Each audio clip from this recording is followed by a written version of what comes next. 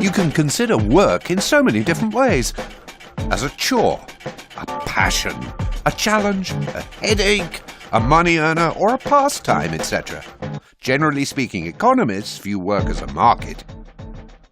In 3 minutes, you'll know everything about the labour market, or just about. Imagine a tiny country that has 10 companies and 100 inhabitants of working age. Out of these 100, 56 are part of the labour force. In other words, they have a job or are seeking one. Together, our 10 companies and 56-strong labour force therefore constitute a market where you can buy or sell labour. Like any proper market, the labour market is based on supply, that's to say the workers, and demand, in other words, the companies. Since skilled workers are more productive than unskilled ones, companies are prepared to pay them more. But the labour market's extremely segmented. A shoe factory is hardly likely to take on auto engineers, no matter how skilled they may be.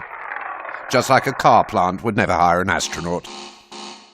And then the price of labour also depends on circumstances. In a situation of full employment, there is a shortage of available workers, so wages rise. Conversely, in periods of high unemployment, there is an abundant supply of labour, so wages fall. But let's get back to our mini-country, where a large part of the labour force works in arponium mines. Miners were on good wages until the day when synthetic arponium was invented. All of a sudden, output at the mines fell sharply. Unemployment soared, and 5 people became unemployed, or almost 9% of the labour force. Our minuscule jobs market is swamped by these 5 miners seeking work, but whose skills are now obsolete. So they accept jobs with very low wages and become the working poor, i.e. people who have a job and yet struggle to make ends meet. Faced with this unexpected situation, the government introduces a minimum wage.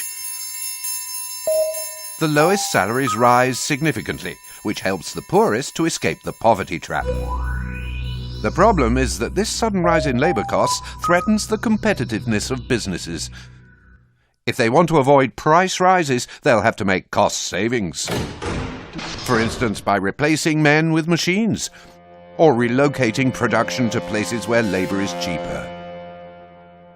The minimum wage improves life for some, but risks putting others out of work. What's the best solution? Now let's imagine there are 3 minuscule countries facing the same problem rather than just one. What should be done? In country number 1, the minimum wage is scrapped and the market is left to set labour costs on its own. The wages of the least skilled workers drop significantly. This is the cheapest solution for the community, but it means accepting a 2-tier society where the poor struggle to access health and education, etc. To understand what's going on in country number 2, it must be kept in mind that a salary includes social security contributions that help fund unemployment insurance, as well as the health system and pensions. In country number 2, the government keeps the minimum wage, but does away with social security contributions on low wages. Thanks to this tax break, the cost of unskilled labour falls for companies without any decline in the purchasing power of employees. In short, everyone's happy. The problem with solution number 2 is its cost. Any contributions not paid by companies have to be covered by the state and, ultimately, by taxpayers. In country number 3, the government decides to increase the productivity of unskilled workers through the funding of training schemes. This is expensive for employees, companies, and the state.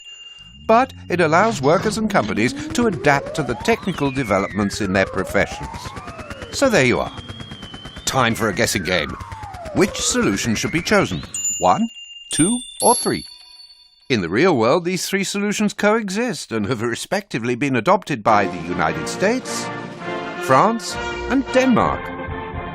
Which is the best one? For economists, the jury's still out. It's particularly hard to assess the long-term effects of public policies. What figures should we take into account? The unemployment rate? Long-term unemployment? Productivity? And then, looking beyond the figures, these different solutions result from different national histories, economic models, and political decisions.